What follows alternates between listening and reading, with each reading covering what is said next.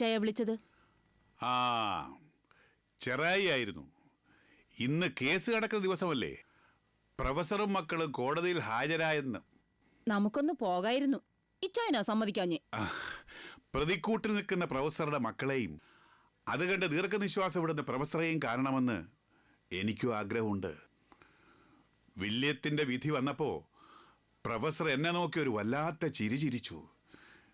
വിജയഭാവത്തിലുള്ള ഒരു ചിരി. അതിന് പകരം വീട്ടാൻ പറ്റിയ സന്ദർഭമായിരുന്നു ഇത്. പക്ഷെ എന്താ ചെയ്യുക, പോകാൻ പറ്റാത്ത സാഹചര്യമായി പോയി. അതെന്താ ഇപ്പോ? അത് സീക്രട്ടാ. ഓ, ഇത്തരം സീക്രട്ടുകൾ പെണ്ണുങ്ങളോട് കാലേ കൂട്ടി പറയാൻ പാടില്ല സാറാമ്മേ. പറഞ്ഞു കഴിഞ്ഞാൽ പിന്നെ അത് മതി നാട് മുഴുവൻ നിലവിളിച്ചോണ്ട് നടക്കാൻ. ഓ, പിന്നെ തൽക്കാലം ഇത്ര മാത്രം എന്റെ പൊന്ന് സഹധർമ്മിണി അറിഞ്ഞാൽ മതി. പ്രൊഫസറുടെ മക്കൾക്ക് ശിക്ഷ ഉറപ്പിക്കാനാ ഞാൻ കോടതിയിൽ പോകാതെ മാറി നിൽക്കുന്നത്. അവർക്ക് ശിക്ഷ കിട്ടുമോ ചായ? ഞാൻ ചൂണ്ടയിട്ടു, മീൻ അതിൽ കൊത്തി. ഇനി കണ്ടിച്ചു കഴുകി കറി വയ്ക്കാൻ എനിക്ക് നന്നായി അറിയാം. അതിനാരും എന്നെ പഠിപ്പിക്കണ്ട. നമ്മുടെ വില്യം ജയിലിൽ കിടക്കുന്നതിന് പകരമായി ഒരു ദിവസമെങ്കിലും അവളുമാര് ജയിലിൽ കിടന്നിരുന്നെങ്കിൽ. ഒരു ദിവസമോ? വ്യഭിചാരക്കുറ്റത്തിന് 6 മാസമാണ് തടവ് ശിക്ഷ. നമ്മുടെ മോൻ ആഞ്ചെറുക്കനാ. ജയിലിൽ നിന്ന് പുറത്തിറങ്ങിയാൽ അവനൊന്നും പറ്റിയല്ല. ഇവിടെ അതാണോ സ്ഥിതി? കെട്ടുപ്രായമെത്തിയ 2 സുന്ദരി കുട്ടികൾ, ചെയ്ത കുറ്റമോ വ്യഭിചാരം. പിന്നെ ജയിലിൽ കൂടി പോയുള്ള അവസ്ഥയെക്കുറിച്ചൊന്ന് ആലോചിച്ച് നോക്ക് എന്റെ പൊന്ന് സാറാമ്മേ. ഇനി ജയിലിൽ നിന്ന് മടങ്ങി വന്നാൽ തന്നെ അവളുമാരെ ഏതെങ്കിലും കാഴ്ച ബംഗ്ലാവിൽ കൊണ്ടുപോയി തട്ടിയാ മതി. എന്റെ വില്യത്തെ കാണാൻ ഞാൻ ഇതുവരെ ജയിലിൽ പോയിട്ടില്ല. എനിക്കതിനുള്ള ശക്തിയില്ല എന്ന് കരുതി പ്രൊഫസറുടെ മക്കള് ജയിലിലായ ഉറപ്പായും ഞാൻ പോകും. ജയിലിൽ കിടക്കുന്ന അവളുമാരെ കൺകുളിർക്ക് എനിക്കൊന്ന് കാണണം. എന്റെ ആലീസിനെ ഒരുപാട് അപമാനിച്ചവളാ അതിലൊരുത്തി. അതുകൊണ്ട് ആലീസിനെ കൂട്ടും. മമ്മിക്കും മോക്കും അത്തരത്തിലുള്ള ഒരു സാഹചര്യം ഞാൻ ഒരുക്കി തരാം. എന്താ പോരെ? അതിന്റെ മുന്നോടിയായിട്ട് എനിക്ക് അത്യാവശ്യമായിട്ടൊരാളെ കാണും.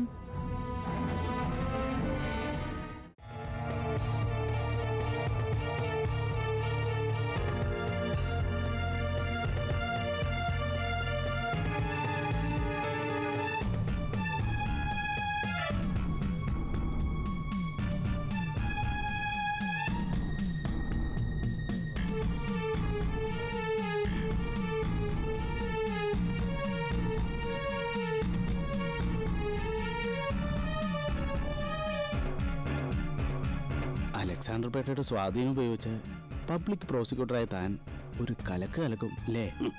താൻ നോക്കിക്കോ, അവളുമാരെ രണ്ടിനെയും പ്രതിക്കൂട്ടി നിർത്തി ഞാൻ ഇന്ന് പോരിക്കും. അഡ്വക്കേറ്റ് പ്രഭാകരൻ വന്നില്ലല്ലോ മൂന്നേട്ടാ. വരും, വരാതിരിക്കില്ല.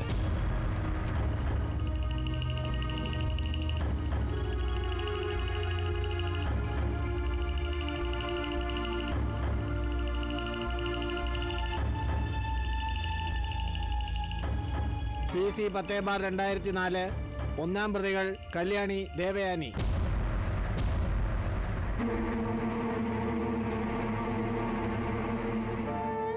ചൊല്ലു മക്കളെ, ചൊല്ലേ.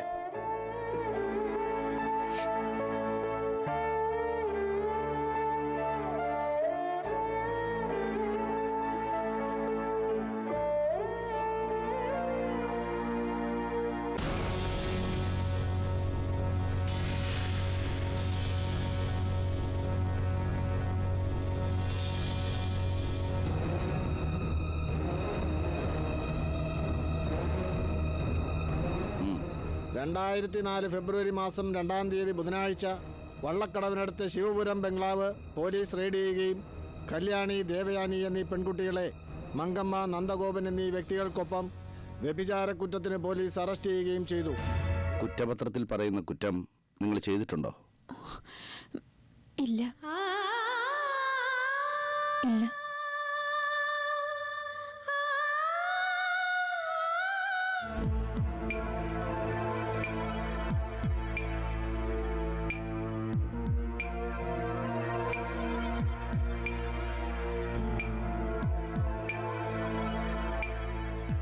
You may start. Chief, examine the witnesses. സാക്ഷി ശിവകുമാർ,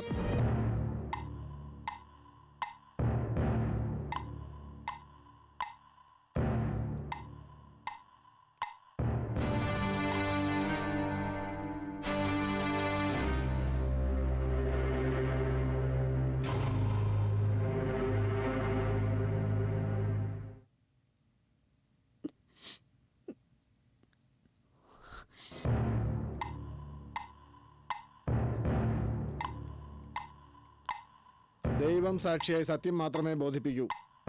ദൈവം സാക്ഷിയായി സത്യം മാത്രമേ ബോധിപ്പിക്കൂ.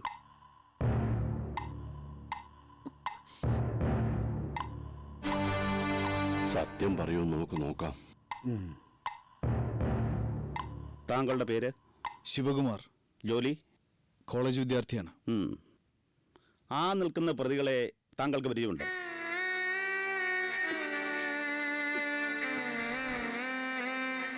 ഉണ്ട്. എങ്ങനെ? അവർ രണ്ടുപേരും ഞാൻ പഠിക്കുന്ന അതേ കോളേജിലാണ് പഠിക്കുന്നത്. കല്യാണിയും ദേവയാനിയും. റെയ്ഡ് നടന്ന ദിവസം താങ്കൾ ഇന്നലെ ശിവപുരം ബംഗ്ലാവിൽ പോയി?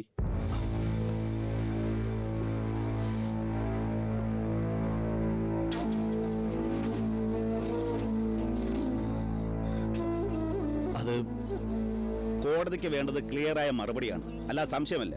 പറയൂ, താൻ എന്തിന് റെയ്ഡ് നടന്ന് വീട്ടിലേക്ക് പോയി? അത് കുറച്ചൊക്കെ സാഹിത്യത്തിൽ കമ്പമുള്ള ആളാണ് ഞാൻ. കഥയും കവിതയൊക്കെ എഴുതാറുണ്ട്. പ്രതിക്കൂട്ടിൽ നിൽക്കുന്ന ദേവയാനി ചെറിയൊരു സാഹിത്യകാരിയാണ്. ഒരേ ടേസ്റ്റ് ഉള്ളവരാകുമ്പോൾ തമ്മിൽ കുറച്ചൊക്കെ അടുപ്പം കാണുമല്ലോ. ആ അടുപ്പം ഞാനും ദേവയാനിയുമായിട്ടുണ്ടായിരുന്നു. അടുപ്പമെന്ന് പറഞ്ഞാൽ പ്രേമമാണോ? അതെ.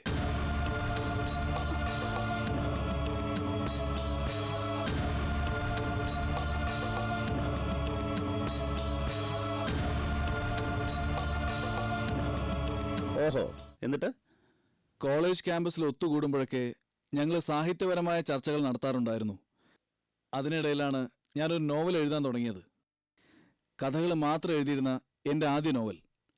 നോവൽ എഴുതി കഴിഞ്ഞപ്പോൾ എനിക്ക് തോന്നി അതിൻ്റെ ആദ്യ വായനക്കാരൻ സാഹിത്യവുമായി ബന്ധമുള്ള ഒരാളാവണമെന്ന്.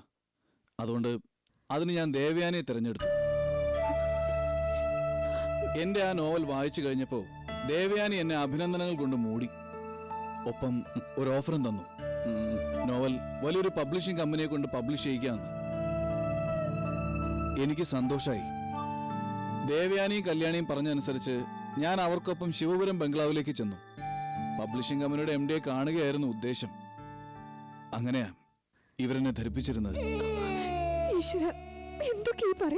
സൈലൻസ്.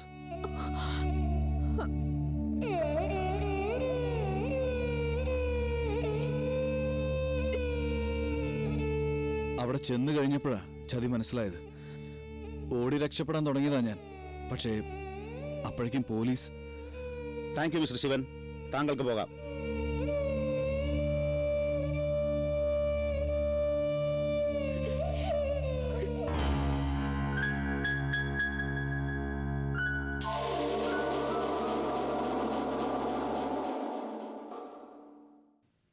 യുവർ ഓണർ, പ്രതിക്കൂട്ടിൽ നിൽക്കുന്ന ഒന്നാം പ്രതികളായ കല്യാണിയും ദേവയാനിയും ശിവനെപ്പോലെ മറ്റനേകം വിദ്യാർത്ഥികളെ വശീകരിച്ച് ഇത്തരം ക്യാമ്പുകളിൽ എത്തിച്ചിട്ടുണ്ട്.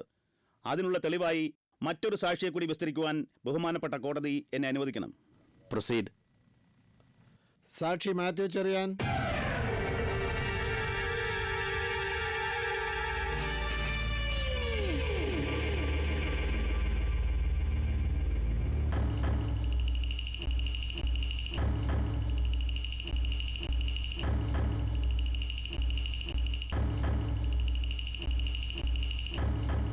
ദൈവം സാക്ഷിയായി. ദൈവം സാക്ഷിയായി സത്യം മാത്രമേ ബോധിപ്പിക്കൂ. പ്രതിക്കൂട്ടിൽ നിൽക്കുന്ന കല്യാണിയും ദേവയാനിയുമായിട്ട് മാത്യൂസിന് എന്താ അടുപ്പം? ഇപ്പോൾ അടുപ്പമൊന്നുമില്ല സർ. എന്ന് വെച്ചാൽ മുമ്പുണ്ടായിരുന്നോ? ഉണ്ടായിരുന്നു സർ. ആരുമായിട്ടായിരുന്നു കൂടുതൽ അടുപ്പം? കല്യാണിയുമായിട്ടോ അതോ ദേവയാനിയുമായിട്ടോ? കല്യാണിയുമായി.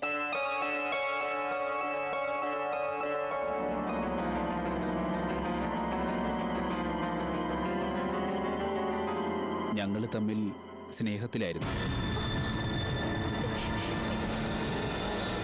ക്യാമ്പസിനോട് വിട പറഞ്ഞപ്പോഴും ഞങ്ങളുടെ ബന്ധം തുടർന്നു. പിന്നെ ഇവരിൽ ഇത്തരമൊരു ക്യാരക്ടർ ഉണ്ടെന്നറിഞ്ഞപ്പോഴാണ് ബന്ധം ഞാൻ കട്ട് ചെയ്തത്. ഇവരിൽ ഇത്ര ഒരു ക്യാരക്ടർ ഉണ്ടെന്ന് എങ്ങനെയാ താൻ അറിഞ്ഞത്? ശിവനെ കൊണ്ടുപോയതുപോലെ ഇതിനു മുമ്പ് ഇവരെന്നെയും ശിവപുരം ബംഗ്ലാവിലേക്ക് കൂട്ടിക്കൊണ്ടു പോയിട്ടുണ്ട്.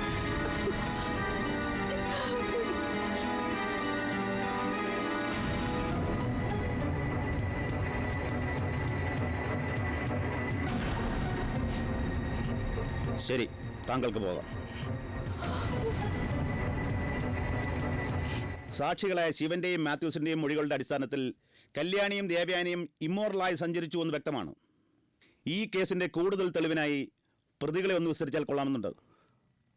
Yes, proceed.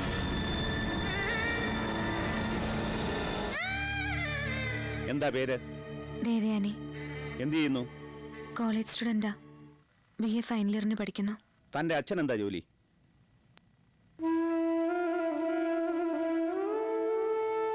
ഞാൻ പഠിക്കുന്ന കോളേജിലെ പ്രൊഫസറാ.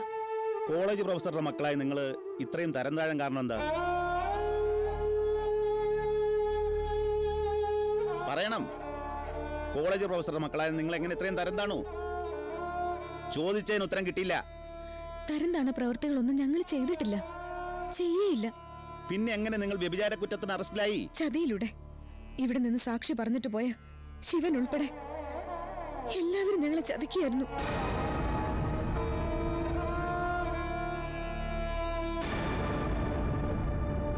കഴിഞ്ഞ ബുധനാഴ്ച ഉച്ച കഴിഞ്ഞ് 3 മണിക്കാണ് നിങ്ങളെ പോലീസ് അറസ്റ്റ് ചെയ്യുന്നത്. അന്ന് കോളേജുള്ള ദിവസമാണ്. പിന്നെ എന്തിനാ ക്ലാസ് കട്ട് ചെയ്ത് നിങ്ങൾ ശിവപുരം ബംഗ്ലാവിലേക്ക് പോയി? എന്തിനാ പോയതെന്ന്?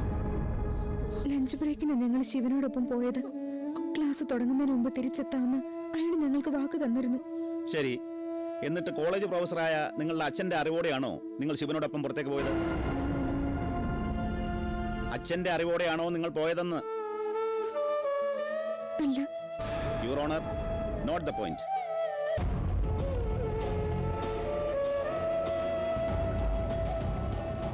കോളേജ് പ്രൊഫസറായ അച്ഛൻ കോളേജിൽ ഉണ്ടാവുക, മക്കൾ ലഞ്ച് ബ്രേക്കിന് അച്ഛൻ അറിയാതെ അന്യപുരുഷനോടൊപ്പം പുറത്തേക്ക് പോവുക. എന്താ ഇതിനർത്ഥം? പോകുന്ന സ്ഥലം പന്തിയല്ലാത്തോണ്ട് അച്ഛൻ അറിഞ്ഞാൽ വിലക്കുമെന്നുള്ള ഭയം കൊണ്ടല്ലേ നിങ്ങൾ അങ്ങനെ ചെയ്തത്? അല്ല, ഒരിക്കലും അല്ല. പിന്നെ സ്വന്തം അച്ഛനോട് കാര്യങ്ങൾ തുറന്നു പറഞ്ഞാൽ എന്തായിരുന്നു കുഴപ്പം?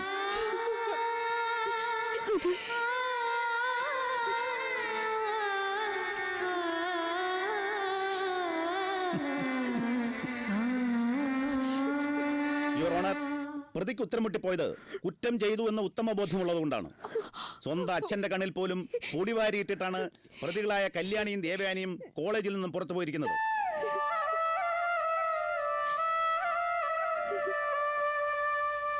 പ്രതികൾ കുറ്റം ചെയ്തു എന്ന് കോടതിയെ ബോധിപ്പിക്കുന്നതിനായി 3-ാം പ്രതി മങ്കമ്മയെ സാക്ഷിയായി വിസ്തരിച്ചാൽ കൊള്ളാമെന്നുണ്ട്. പ്രൊസീഡ്. മൂന്നാം പ്രതിയായ മങ്കമ്മ മങ്കമ്മ മങ്കമ്മ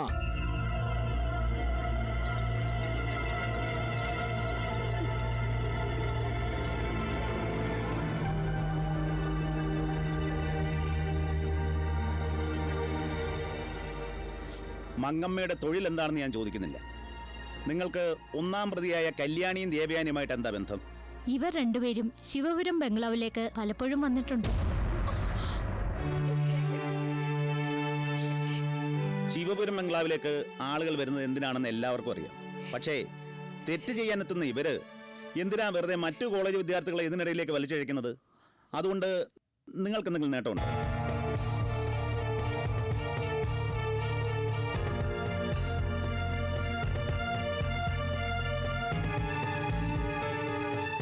ചോദിച്ചത് കേട്ടില്ലേ? അത് ഞാനിപ്പോ എങ്ങനെയാ സാറേ പറയുക? എങ്ങനെ പറയണമെന്ന് ഞാൻ ഇനി പറഞ്ഞു തരണം. സൈലൻസ്. എന്താ നിങ്ങളൊന്നും മിണ്ടാത്തത്? ആൺകുട്ടികളുമായി ചേർന്ന് ഇവർ രണ്ടാളും ചില ഫോട്ടോസ് എടുക്കും. പിന്നെ ചിലപ്പം വീഡിയോയും. നിങ്ങൾക്ക് പോകാം.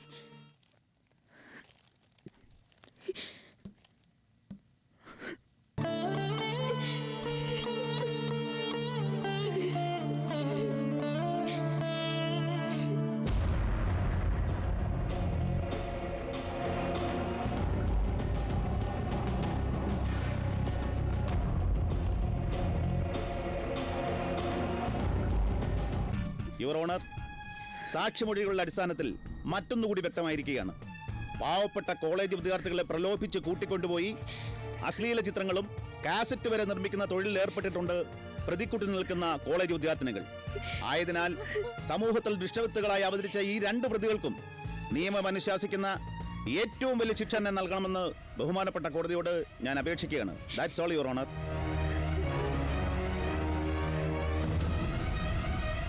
പ്രതിഭാഗത്തിനായി ഏതെങ്കിലും അഡ്വക്കേറ്റ് ഹാജരായിട്ടുണ്ടോ?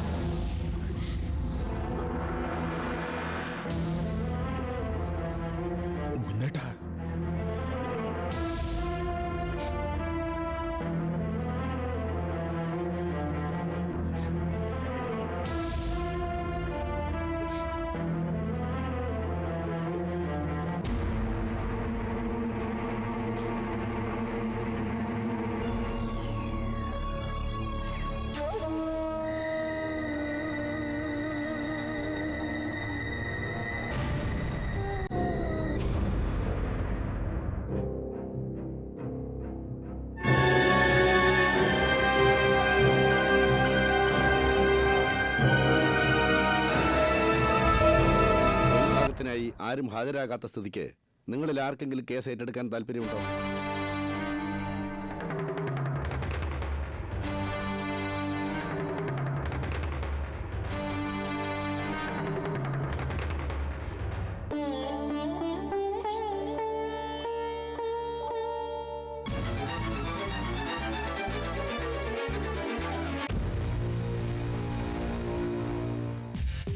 യുവർ ഓണർ, പ്രതികൾക്കായി ഞാൻ ഈ കേസ് ഏറ്റെടുക്കുന്നു.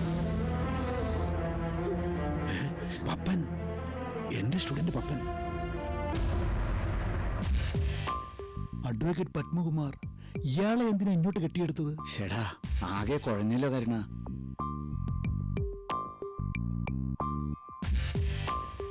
പ്രൊസീഡ്. പ്രതികളായ കല്യാണിയെയും ദേവയാനിയെയും വിസ്തരിച്ച കൊള്ളുന്നുണ്ട്. യെസ്.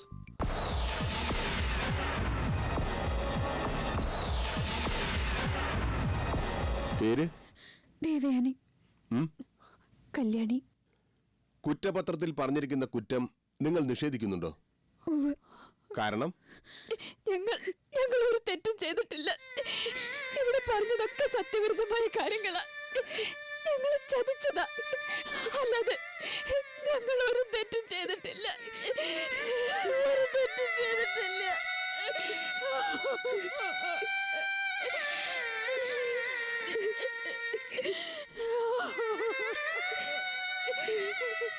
യുവർ ഓണർ, എന്റെ കക്ഷികൾ മാനസികമായും ശാരീരികമായും ക്ഷീണിതരാണ്.